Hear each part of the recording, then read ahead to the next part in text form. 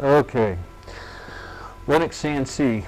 I'm going to quickly go over this. You have the application pull-down menu. It's got office functionality and whatnot. There's really no need to go to any of these unless you need an Excel spreadsheet or something like that. That would be LibreOffice Cal, which is the equivalent of Excel, probably better than, since it's not a Windows product. Oops, did I say that out loud? CNC menu, don't go there. That's for configuring and setting the system up, and there's some custom functionality that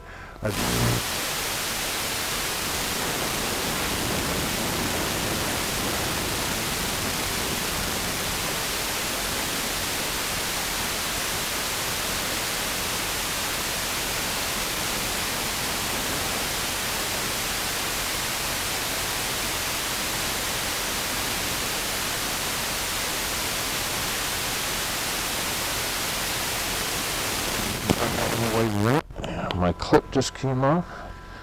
Give me a second here. Alright, try this again.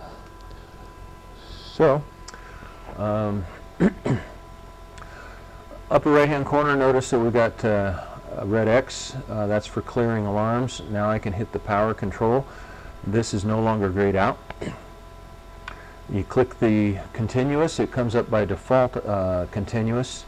If you pull that down, open up that pull down, you'll see that there's a whole plethora of incremental values. So starting at 10 inches, 5, 1, half inch, quarter inch, eighth inch, 100 thousandths, 50 thousandths, 10 thousandths, and so on.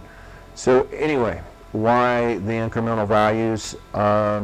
So you can quickly change that using the mouse, and then using the keyboard arrow keys to move incrementally in the direction that you want on the selected value. So I've got custom buttons over here on the right hand side. Probe X, Y, X0, Y0, touch off the Z axis, go to G53, 4, 5, 6, 7, 8, and 9, and then retract Z. So G53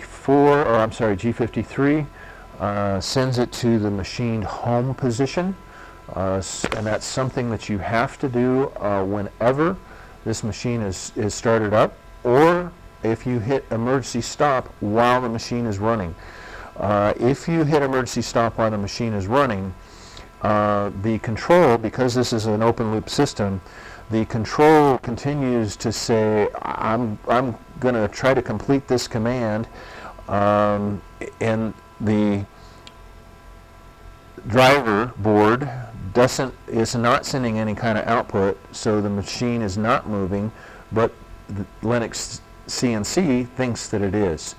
So remember, anytime that you hit emergency stop and the machine is moving, you will have to rehome the machine. And then pick up your work location. Should be pretty darn close, probably within 6 thousandths or so, but I would still try to, I would go back and pick everything back up.